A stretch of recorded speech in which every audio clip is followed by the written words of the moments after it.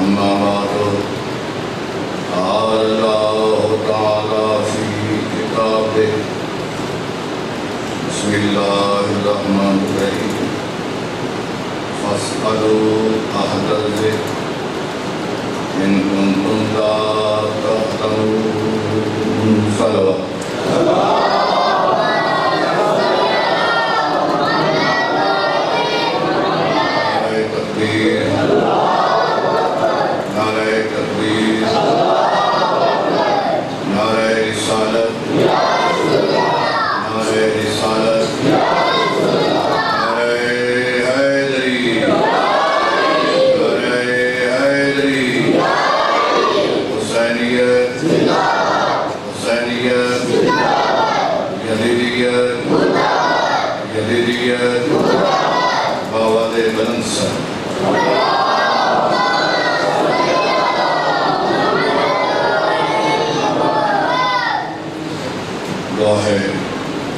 خالق کائنات کی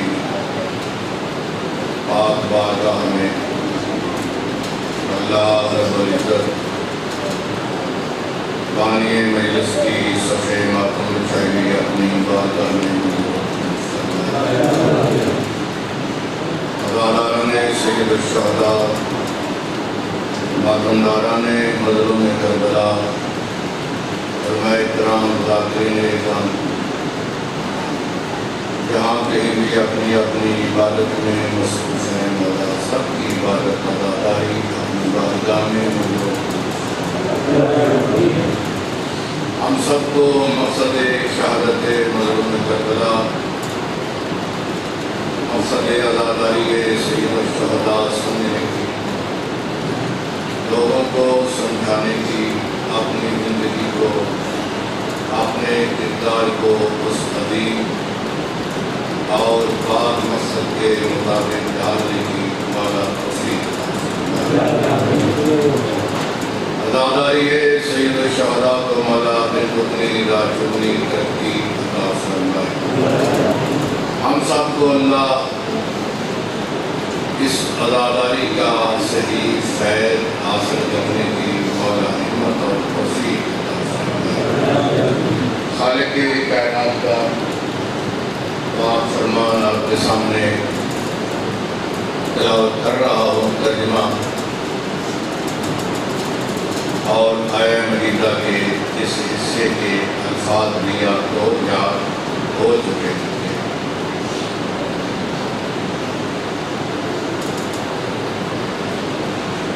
وہ جن سے سوال کرنا ہے وہ جو اہل ذکر ہیں وہ اہل ذکر رسول خدا صلی اللہ علیہ وآلہ وسلم نے ان کا تعارف کرایا ان میں سے ایک آخری جو ہمارے وقت کے امام ہیں جو امام الوقت امام العصر ہے ان کا تذکرہ آج آپ کے سامنے پیش کیا جائے گا تاکہ واضح ہو جائے اہل ذکر کی پہلی کڑی کا نام علی ابن ابی طالب ہے اور آخری حصے کا نام امام مہدی ہادی آخر زمان علیہ السلام اجل اللہ تعالی فارغ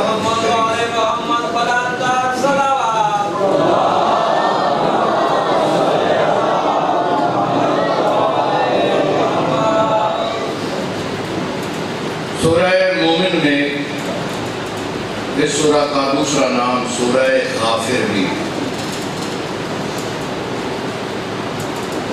سورہ مومن میں اللہ ارشاد فرما رہا ہے رفیع الدرجات ذو العرش یلقی الروح من امرہ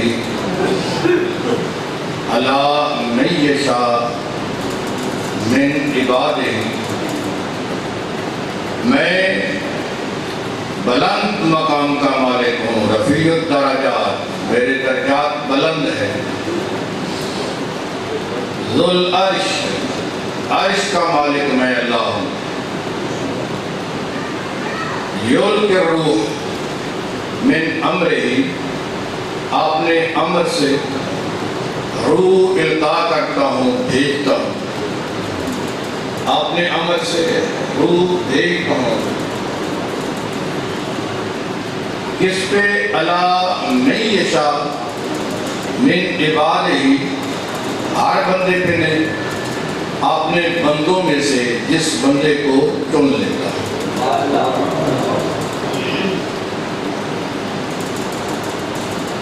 ایک اور آیت مقیدہ سورہ النحل سے،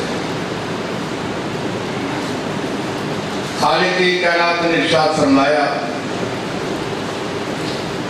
ينزل الملائکہ بالروح،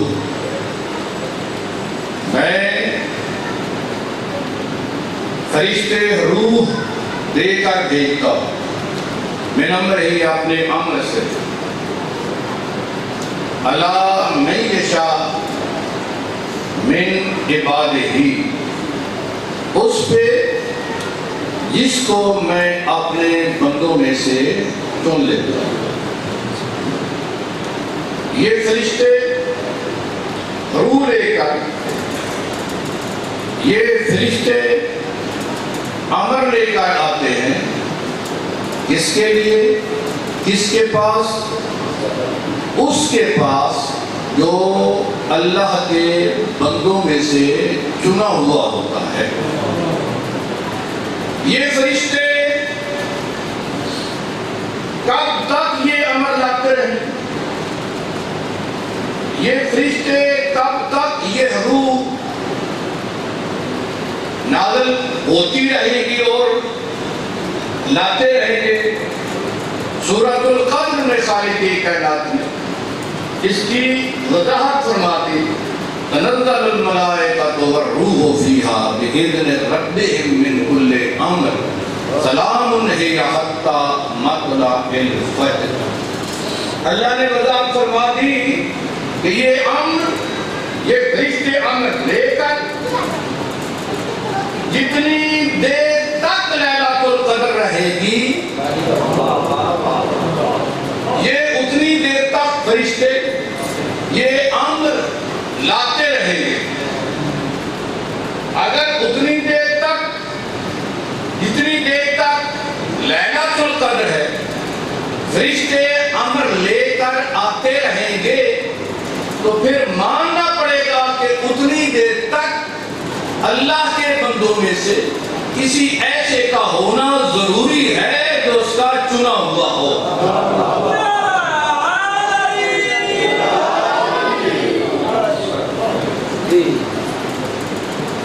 یہ لیلۃ القدر میں دو چیزیں نازل ہیں،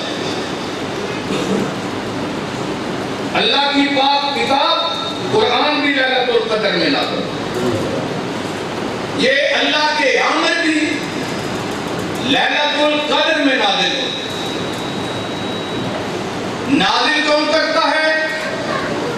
اللہ۔ یہ قرآن اور امر لے کر کون آتے ہیں؟ فرشتے۔ یہ رات کون سی ہے؟ لیلۃ القدر۔ قرآن بھی اسی رات میں نازل ہوا، امر بھی اسی رات میں نازل ہو رہے ہیں۔ قرآن بھی اللہ نے نازل کیا، امر بھی اللہ نے ہی نازل کیا۔ قرآن بھی فرشتے لے کر آتے تھے، امر بھی فرشتے لے کر آتے تھے۔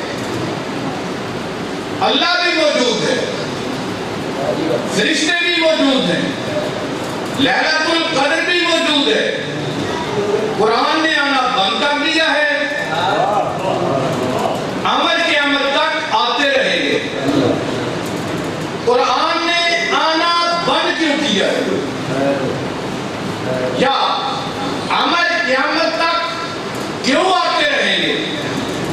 ان دو سوالوں میں سے کسی ایک سوال کا جواب ہمیں مل گیا دوسرے سوال کا بھی جواب مل جائے گا۔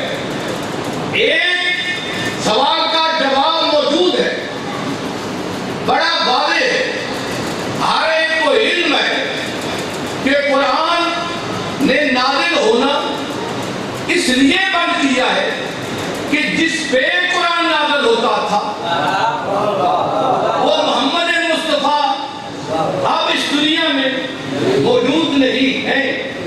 پھر ماننا پڑے گا کہ اگر عمل قیامت تک آتے رہیں گے تو جس پہ عمل آتے ہیں وہ قیامت تک اولو الامر بھی موجود رہے گا۔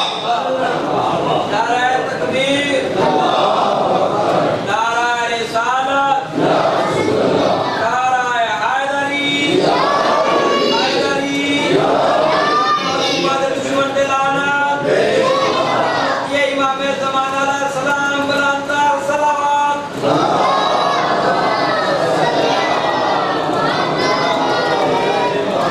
غالباً میں نے کسی ایک تقریر میں یہ جملے دہرائے ہوں گے جو میں ابھی 1 منٹ میں آپ کے سامنے رکھوں کہ یہ اللہ کی عدالت کے خلاف ہے کہ اللہ کہے حج کرو اور بیت اللہ دنیا میں موجود نہ ہو۔ اللہ کہے وَابْتَغُوا إِلَيْهِ الْوَسِيلَةَ، وسیلہ تلاش کرو اور اللہ وسیلہ بنا کے بھیجے نا۔ جب اللہ کہے گا کہ حج کرو تو حج کا حکم دینے سے پہلے بیت اللہ پہلے دنیا میں موجود ہونا چاہیے۔ اگر اللہ کہے گا وسیلہ تلاش کرو تو اللہ کا یہ حکم دینے سے پہلے کہ وسیلہ تلاش کرو ضروری ہے کہ اللہ وسیلہ بنا کے دنیا میں بھیجے۔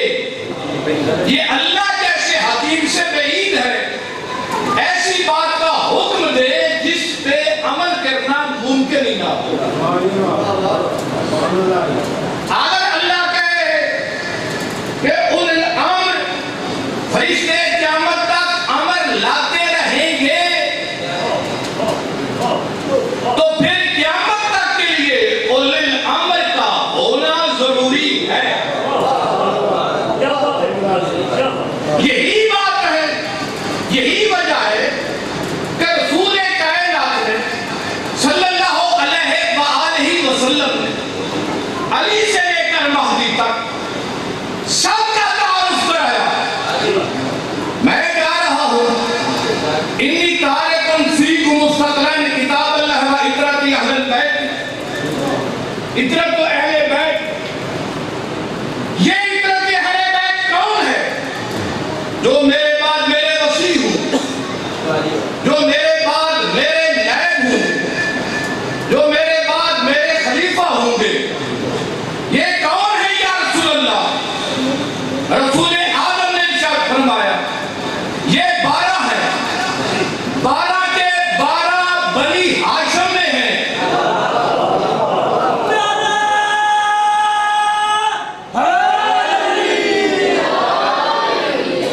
دیکھ لینا، اگر کوئی اپنے خلیفہ کو رسول ہونے کا کہے کہ میں رسول کا خلیفہ ہوں، میں رسول کا نائب ہوں، میں رسول کا وصی ہوں، پہلے اس کا شجرہ دیکھنا کہ اگر بنی ہاشم میں سے ہے تو پھر سوچنے کا مقام ہے۔ اگر بنی ہاشم میں سے نہیں ہے تو وہ خلیفہ رسول نہیں ہو سکتا۔ کچھ بھی ہو سکتا ہے، کچھ بھی ہو سکتا ہے۔ رسول کا خلیفہ 12 کے نام لے کر بیان فرمایا، ارشاد فرمایا اولهم علی بن ابی طالب وآخرهم مہدی القائم۔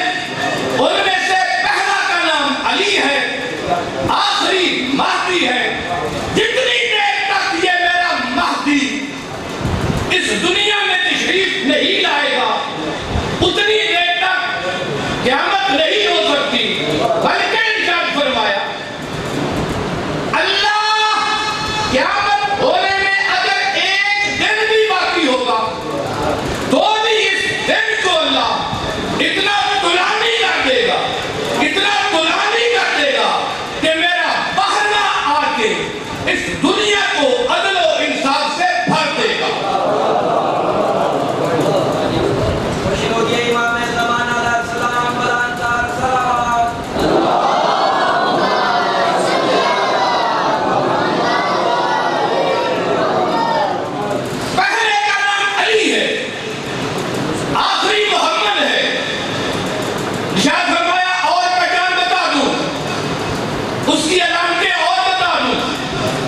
کی نشانیاں اور واضح کر دوں. ارشاد فرمایا اسمہ اسمی، اس کا نام وہی ہوگا جو میرا نام ہے. کنیتہ کنیتی، اس کی کنیت بھی وہی ہوگی جو میں محمد کی کنیت ہے. شمائل شمائلی، اس کی عادات میری جیسی ہی ہوں گی. خصائل خصائلی، اس کے اطوار میرے جیسے ہوں گی. من انکرہ فی غیبتہ فقط انکرنی، جس نے اس کی غیبت میں اس کا انکار کیا، اس نے اس کا انکار نہیں کیا، اس نے میں محمد کی نبوت کا انکار کیا.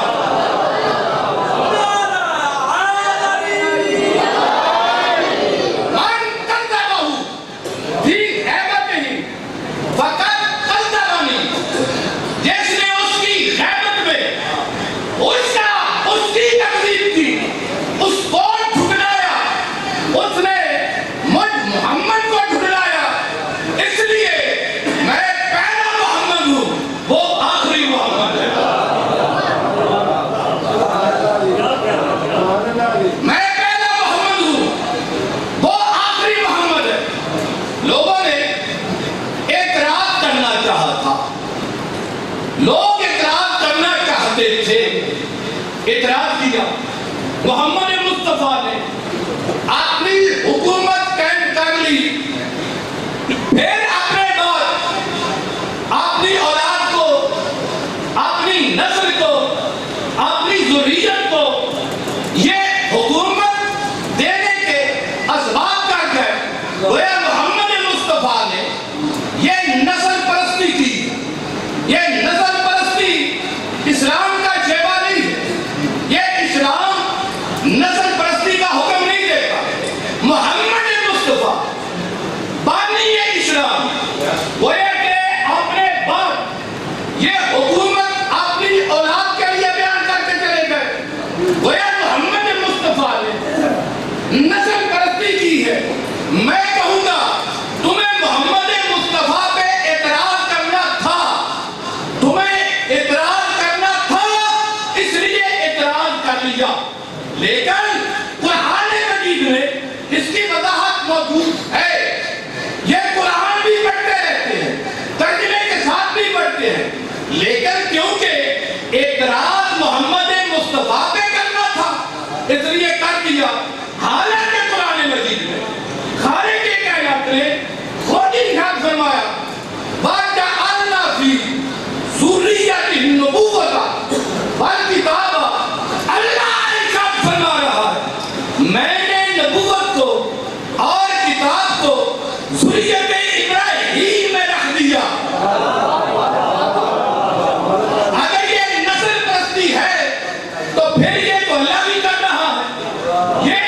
یہ نبوت اللہ کہہ رہا ہے کہ ذریت ابراہیم کے علاوہ یہ نبوت کوئی نہیں، یہ نبوت ذریت ابراہیم میں رہے گی.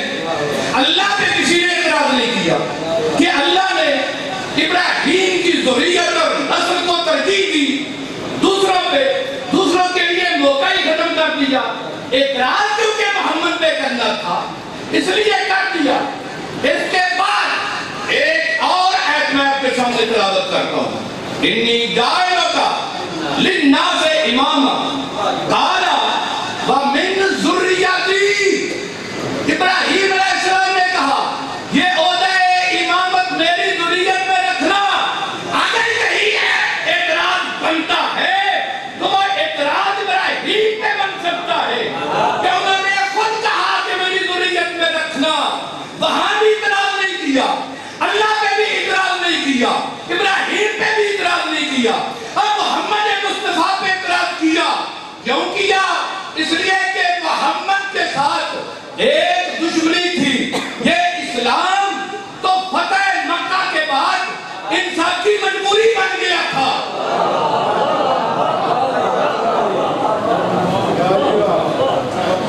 بھئی آپ لوگوں نے اللہ پہ اعتراض کیوں نہیں کیا؟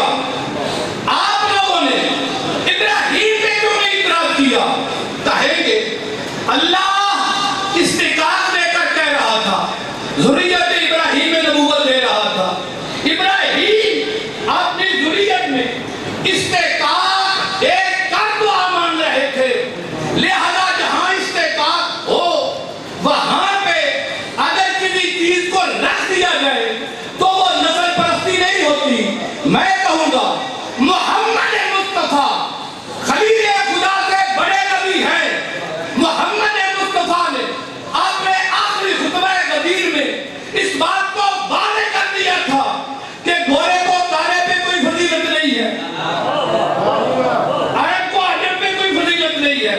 جو محمد مصطفیٰ اپنے آخری خطبہ غدیر میں یہ اعلان کرتے ہیں کسی کو کسی پر کوئی فضیلت نہیں ہے, ہاں تقویٰ کی بنیاد پر, جو نسل کی بنیاد پر کہتے ہیں کہ کوئی فضیلت نہیں ہے, اس محمد مصطفیٰ پر نسل پرستی کا الزام تو لگا ہی نہیں سکتا. بنتا ہی نہیں ہے کہ اس پہ نسل پرستی کا الزام لگے. بابا نے بلند سرما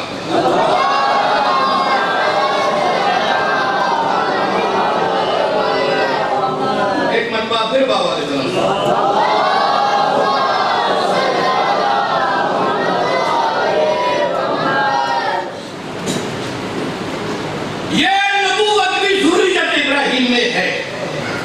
وَجَعَلْنَا فِي ذُرِّيَّتِهِ النُّبُوَّةَ, میں نے نبوت ابراہیم کی ذریت میں رکھی. پھر یہ امامت بھی ذریت ابراہیم میں. وَقَالَ مِن ذُرِّيَّتِهِ, یہ عہدہ امامت میری ذریت میں رکھنا. جتنی دیر تک ذریت ابراہیم ہے اتنی دیر تک نبوت بھی باقی ہے, اتنی امامت بھی باقی ہے. کیونکہ ذریت ابراہیم میں نبوت چلتی رہے گی, ذریت ابراہیم میں امامت چلتی رہے گی. جتنی دیر تک یہ ذریت باقی ہے اتنی دیر تک نبوت بھی باقی ہے, اتنی دیر تک امامت بھی باقی ہے. آئے نبوت اور امامت میں سے اللہ کسی کو اگر روک لے تو وہ رک جائے گی, اللہ نہ تو پھر نہیں رکے گی. اللہ نے ان میں سے ایک کو روک لیا. وَمَا كَانَ مُحَمَّدٌ أَبَا أَحَدٍ مِّن رِّجَالِكُمْ وَلَٰكِنَّ رَسُولَ اللَّهِ وَخَاتَمَ النَّبِيِّينَ. میں اللہ اعلان کر رہا ہوں یہ نبوت ہے ذریت ابراہیم میں. ذریت ابراہیم قیامت تک جائے گی, لیکن نبوت کو میں محمد پہ روک رہا ہوں. محمد کے بعد کوئی نبی نہیں بن سکے گا.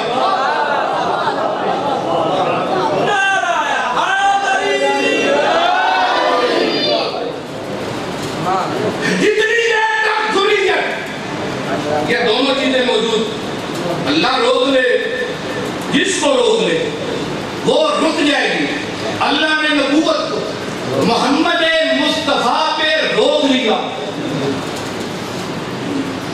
امامت کے رک جانے کی کوئی ایت تم پڑھ کے سنا دو, ہم کہیں گے کہہ لیں گے مان لیں گے کہ امامت بھی رک گئی. اگر امامت کے رکنے کی تمہارے پاس کوئی ایت اور کوئی دلیل نہیں ہے تو پھر مانو یہ امامت قیامت تک جائے گی.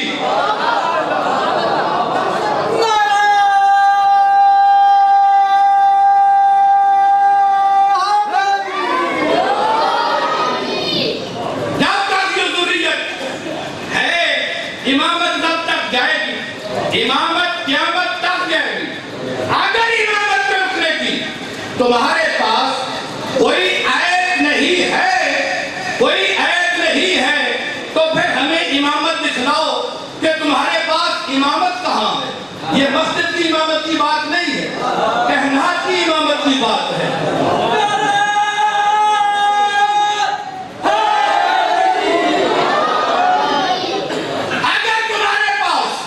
امامت پہ رکنے کی کوئی ایت نہیں ہے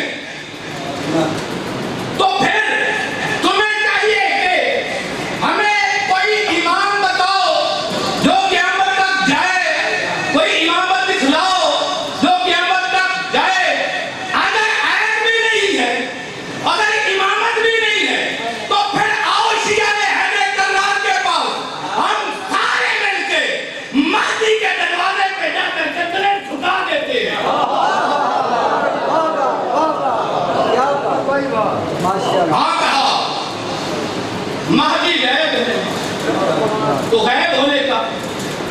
اتنی زندگی، ان کے زندہ ہونے کی دلیل کیا ہے؟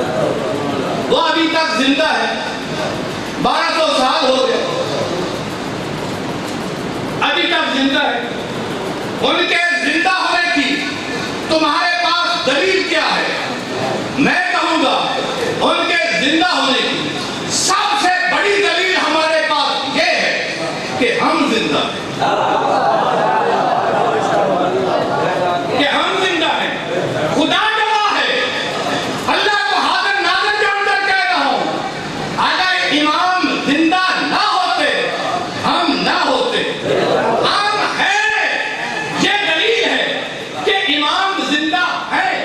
آپ جمعے کے خطبے میں پڑھتے ہیں، آپ زیارات میں یہ پڑھتے ہیں، آپ زیارات میں یہ پڑھتے ہیں، بے بقائے باقیت الدنیا، اے مولا آپ کے پاک وجود کی بنیاد پر یہ دنیا باقی ہے، باب یمنہی روز کلبرا، اے مولا آپ کے پاک وجود کی وجہ سے کائنات عالم کو اللہ روزی پہنچا رہا ہے، باب وجود ہی سارت الارض والسماء، اے مولا آپ کے پاک وجود کی بنیاد پر یہ زمین و آسمان باقی ہے۔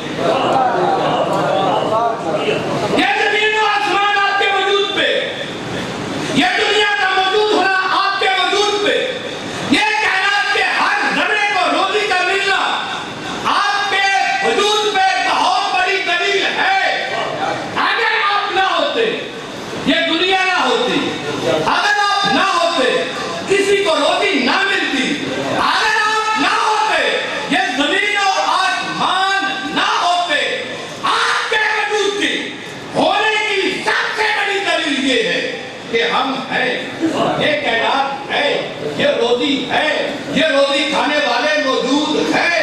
مسئلہ یہ ہے کہ ہم ہیں، ہمیں تو مارنے والے خود واصل جہنم ہو گئے، ہمیں تو مارنے والے حجاج بن یوسف واصل جہنم ہو گیا، شیعہ ابھی ہے، ابن زیاد ہمیں مارتا مارتا خود مر گیا، ہم شیعہ ابھی باقی ہے۔ یہ سارے یزید ہمیں مارتے مارتے خود واصل جہنم ہوتے جا رہے ہیں، لیکن شیعہ موجود ہے۔ یہ شیعہ مرتے کیوں نہیں ہے؟ یہ شیعہ مریں گے بھی نہیں، یہ مرتے کیوں نہیں ہے؟ شیعہ مرتے کیوں نہیں ہے؟ اس لیے مرتا وہ ہے جس کا وارث مر جائے۔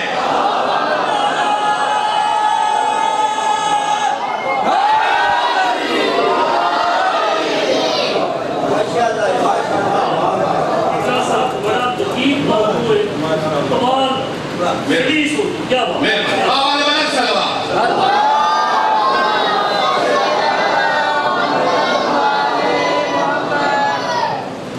ان کے وجود کی سب سے بڑی دلیل یہ ہے کہ ہم ہیں، وہ زندہ ہیں۔ دلیل یہ ہے کہ ہم زندہ ہیں، وہ نہ ہوتے ہم نہیں بلکہ کائنات بھی نہ ہوتی اگر وہ نہ ہوتا۔ کہاں کوئی دلیل ہے آپ کے پاس؟ بھلا ایسا ہو سکتا ہے کہ کسی انسان کی اتنی طولانی زندگی ہو، 1200 سال سے اوپر ہو چکے، لیکن ابھی کوئی معلوم نہیں ہے کہ کتنے 100 سالوں کے بعد امام تشریف لائیں گے۔ جب تشریف لائیں گے تو کوئی مدت معین نہیں ہے، اتنی دیر تک طولانی زندگی کیسا کس طرح ممکن ہے؟ کہوں گا اگر قرآن مجید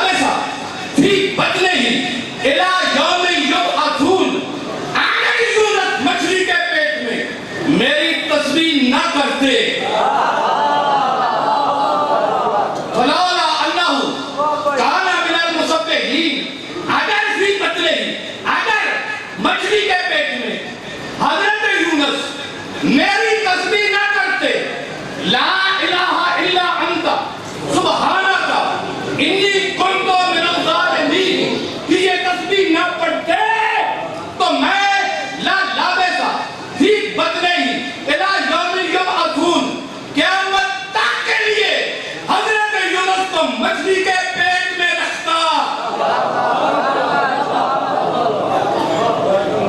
قیامت تک کے لیے مچھلی کے پیٹ میں رکھنے کا مطلب یہ ہے کہ میں مچھلی کو قیامت تک زندہ رکھتا. مچھلی کا زندہ ہونا اور پیٹ میں حضرت یونس کا ہونا اس بات کی دلیل ہے کہ قیامت تک مچھلی کو زندہ رکھنے کی اللہ قدرت رکھتا ہے اور اس کے پیٹ میں یونس کو بھی قیامت تک زندہ رکھنے کی قدرت رکھتا ہے. تو اللہ قیامت تک کے لیے ایک مچھلی کو ایک نبی کو ذہنی زندگی دینے کے امکانات کا اعلان کرتا ہے. وہ اللہ جب تک کہے گا ہمارے آخری امام کو اس دنیا میں زندہ رکھے گا. امام ظہور فرمائیں گے, ہم ان کی قدم بوسی کریں گے. اللہ کرے ہمارے زمانے میں امام تشریف لے آئے.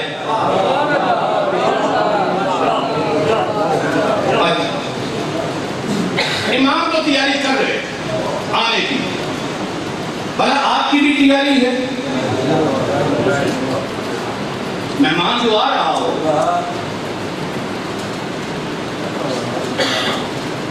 تو بندہ انتظام کرتا ہے نا میرے پاس, اور انتظام بھی اس قسم کے کرتا ہے مہمان کی حیثیت کے مطابق.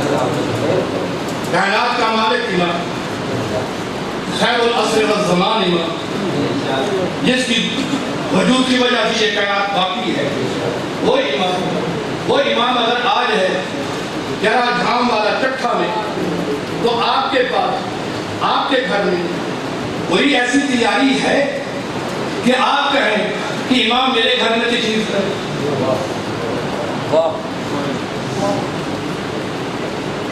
نہیں. اگر نہیں ہے تو پھر امام کے ظہور کی اتنی دیر تک دعا نہ کریں. اگر امام کے ظہور کی خواہش ہے تو پھر اپنے گھر کے ماحول کو, اپنے چہرے کے ماحول کو, اپنی روزمرہ کی روٹین کے ماحول کو ایسا بناؤ جو میرے وقت کے امام کو پسند آ جائے.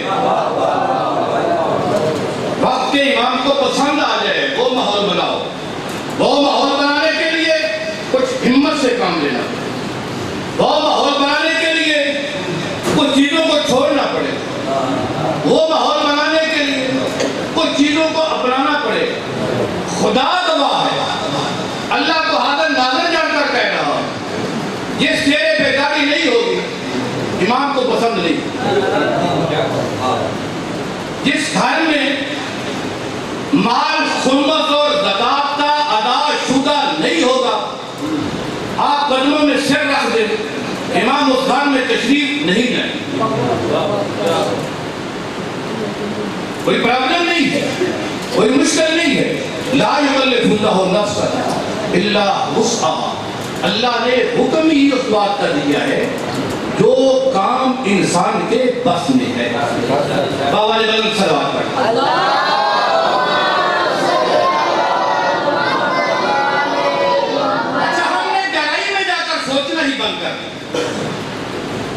ہم لفظوں سے لطف لیتے ہیں, ہماری عادت یہ ہے کہ ہم الفاظ میں لطف لیتے ہیں. بس ہم مجلس میں آتے ہیں, جس مجلس میں ہمیں لطف نہ آئے, پڑھنے والا جتنا بڑا عالم دین ہو ہمیں اچھا نہیں, ذاکر اچھا ہو ہمیں لطف نہ آئے ہم اس کو اچھا نہیں سمجھتے.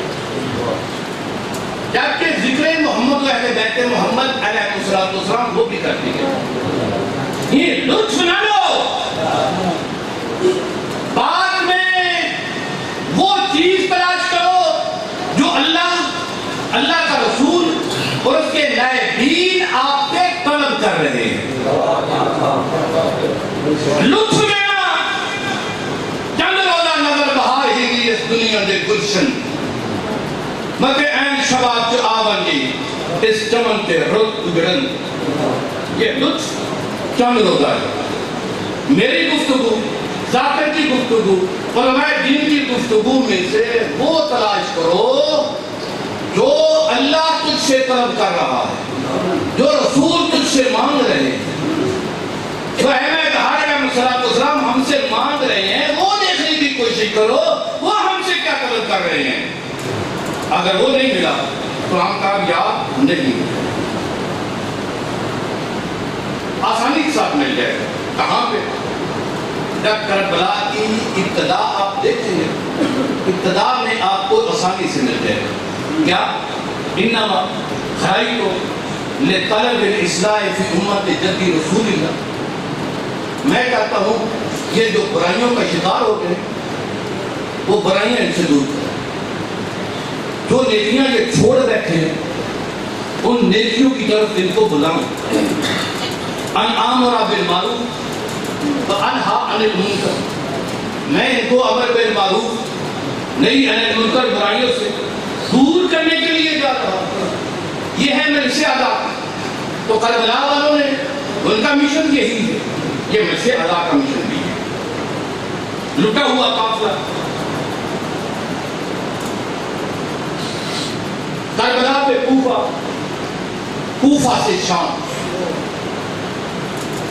بڑی سخت مناظر تھی. پاک صاحب نیزوں کی اوپر سوار تھے. چلتا چلتا یہ قافلہ رات کے وقت ایک عیسائی عبادت گاہ جس کی راہبہ ایک عورت تھی, جس کی مالک ایک عورت تھی راہبہ, آدھی رات کے بعد اپنی عبادت سے فارغ ہونے کے بعد جب اپنے عبادت گاہ سے باہر نکلی, اس نے دیکھا کہ ایک نور کی شعاع ہے جو میرے گیٹ سے لے کر آسمان تک بلند ہو رہی ہے. اس نے آگے بڑھ کر دیکھا, کیا دیکھا؟ کچھ سر ہے نیزوں پہ بلند ہے, میری عبادت گاہ کی دیوار کے ساتھ ان کو سہارا دے کے کھڑا کیا ہوا ہے. اس نے نور کی وہ شعاع کا اندازہ کیا, اس کو معلوم ہوا کہ یہ نور کی شعاع انہی پاک سروں سے نکل رہی ہے. چلتی چلتی ان سروں کے نیچے آئی, سب سے پہلے اس سان کے نیچے, جس سان کے اوپر مظلوم کربلا کا پاک سر تھا, نیچے آ کر کرتی میرا سلام کو توڑتے, اے اللہ کا ولی.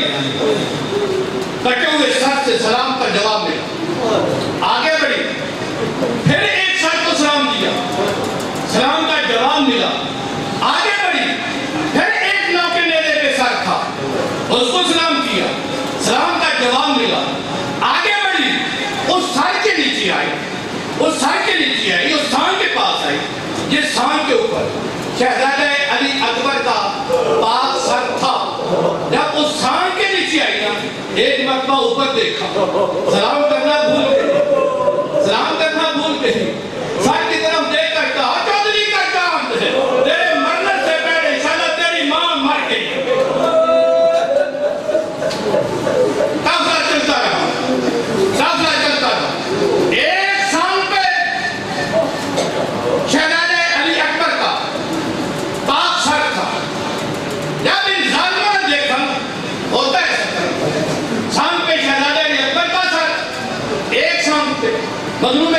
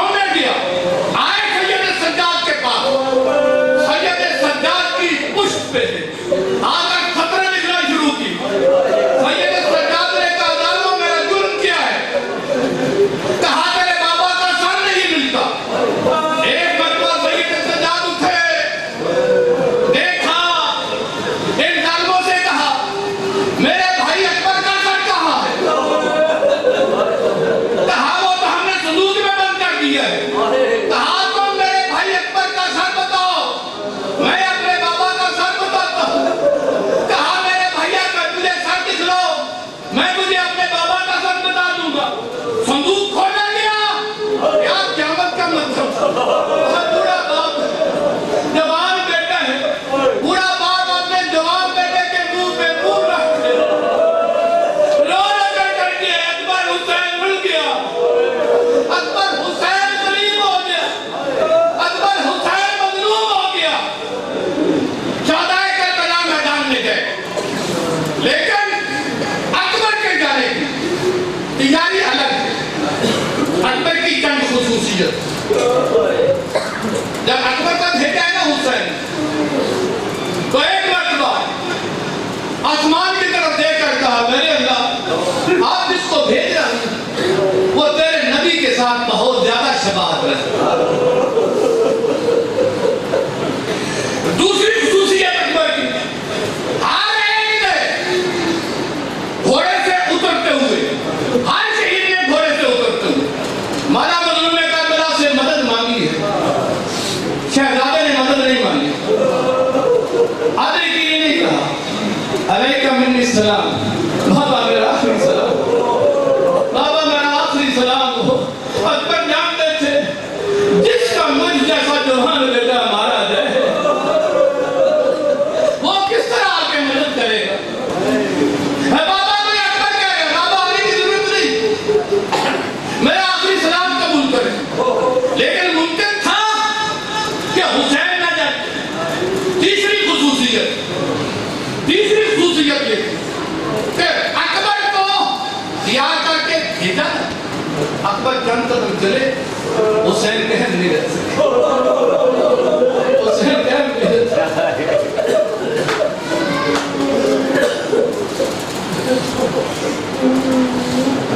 बहुत गरीब है हुसैन, बहुत मजलूम है हुसैन, क्या मिले। जब अकबर चले हैं, हुसैन क्या मिले, अकबर चले, चंद कदम चले थे कि खैमे का पर्दा खुला, एक ज़रीफ़ा खैमे से बाहर आई। अकबर जल्दी ना करो, रुक जाओ। अकबर पलटे, दादी अम्मा क्या मसला है, क्या बात है। कहा बेटा मैं खैमे का पर्दा हटाती हूँ, खुद देख। खैमे का पर्दा हटाया, सैयद सज्जाद असाद असहार, सैयद सज्जाद असाद असहार इस सहारे के साथ खैमे से निकलने की कोशिश कर रहे हैं। अकबर की तरफ देख देख कर कह रहे हैं, मेरा हम शक्ले पैगंबर भाई, और मुझे भी आखिरी विदा करके था, मुझे भी मिल कर जा। अकबर वापस पलटे, दोनों भाइयों गले में एक दूसरे के गले में बाहें डाले, रोना शुरू किया। सैयद सज्जाद जानती है अकबर का सीना और है भी एक लम्हे के लिए। अकबर के गले में बाहें डाली, रोना शुरू किया। सैयद सज्जाद देर तक रोते रहे, भाई के गले से बाहें नहीं निकाली। काफी देर के बाद हुसैन लजपाल ने बीबी से कहा, बहन ज़ैनब सैयद सज्जाद को अकबर से जुदा करो। बीबी ने अकबर जुदा करने की कोशिश की, लेकिन दोनों शहजादे जुदा नहीं हुए, एक गले में बाहें डाली हुई है, एक दूसरे के साथ जुदा करने रो रहे हैं। उनमें कुछ क्यों आए, पाक बीबी के जुदा करने के बाद भी जुदा नहीं हुए, रो रहे हैं। ये अकबर का सीना और है भी आखिरी बार, आज के बाद मुझे अकबर का सीना नहीं मिलेगा। और सैयद सज्जाद ने गले में पहना नहीं है, ये बेदुकान नहीं रहे, है मजलूम करबला खुद आगे बढ़े हैं। सैयद सज्जाद के कान में पता नहीं क्या बात थी, और सैयद सज्जाद अकबर के गले से बाजू निकाले। अकबर खुदा हाफिज़, अकबर खुदा हाफिज़। शहजादे ने कहा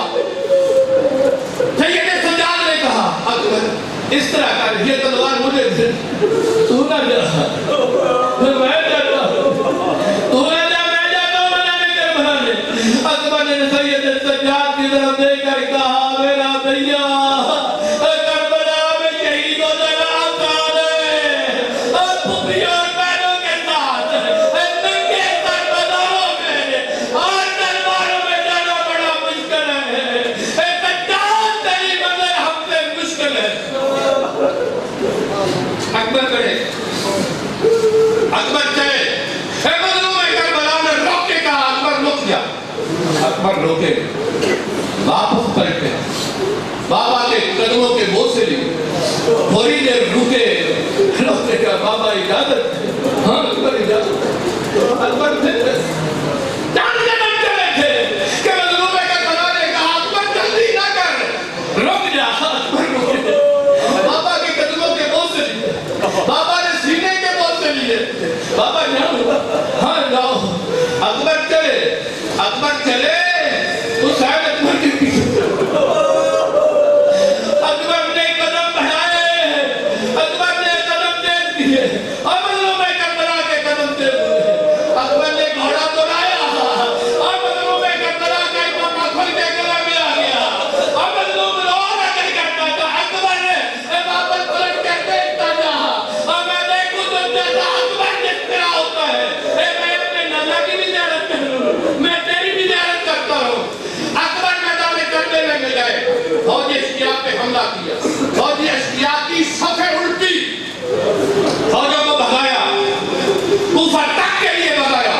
अकबर घोड़ा दौड़ाते हुए बाबा के पास आए, बाबा के पास आकर कहा, बाबा एक घूंट पानी दो और दुआ करो कोई गरीब बाप से, कोई गरीब बेटा प्यासा हो तो वो उस वक्त पानी ना मांगे जिस वक्त बाप के पास पानी देने के लिए मौजूद ना हो। और तूने कायनात के इस नवासे ने कहा, अकबर ये मेरी ज़बान अपने मुंह में ले ले। अकबर ने बाबा की ज़बान अपने मुंह में ली, फौरन मुंह जुदा करके कहा, बाबा आपकी ज़बान तो मुझसे भी ज़्यादा खुश्क है, बाबा आपकी ज़बान तो मुझसे ज़्यादा खुश्क है। मजलूमे करबला ने अपनी अंगूठी उतार के कहा, अकबर मुंह में डाल दो, कोई सुकून मिल जाएगा। अकबर ने अंगूठी बाबा की मुंह में डाली, अकबर ने फिर इजाजत दी, फौजी अश्किया पे हमला किया, फौजों की सफ़े उल्टी, पुश्तों के पुश्ते डाल दिए कि एक जालिम ने ठोक के ऐसा वार किया और जो अकबर के एक मतबा सीने में लगा, सीने में लगा था। अकबर ने दीन छोड़ी, बाबा को मदद के लिए नहीं बुझाया। अलैका मिन्नी सलाम, बाबा मेरा आखिरी सलाम हो, लेकिन ये मुमकिन नहीं था। हुसैन अकबर तक ना पहुंचते, उठते बैठते बड़ी मुश्किल के साथ अकबर के पास पहुंचे हैं। अकबर के पास जब पहुंचे हैं ना, मजलूमे करबला झुके और झुके और झुके और झुके, झुकते और पूरा बाप जवान बेटे के मुंह पे मुंह रख के करते अकबर हुसैन करीब हो गया, अरे दुनिया बात कर अब्बा, तेरे रोज़ी दुनिया मेरे लिए हमें है। अकबर के पास पहुंचे, अकबर के पास बैठे, बच्ची के फल में हाथ डाला, बच्ची के फल में जब हाथ डाला, एक मरतबा करबला की जमीन में ज़लज़ला आया, करबला की जमीन में ज़लज़ला आया, एक आवाज़ आई हाथम से, आदम तू भी आ जा, अपने बेटे हबीब को लेकर आ जा, इब्राहिम तू भी आ जा, अपने बेटे इस्माइल को लेकर आ जा, और याकूब तू भी आ जा, अपने बेटे यूसुफ को लेकर करबला में आ जाओ, और फिर इंसाफ के साथ बताओ तुम्हारे बेटे खूबसूरत है या हुसैन का अकबर खूबसूरत है। एक मरतबा मजलूमे करबला ने मट्टी में हाथ डाला, या अली अदरकनी,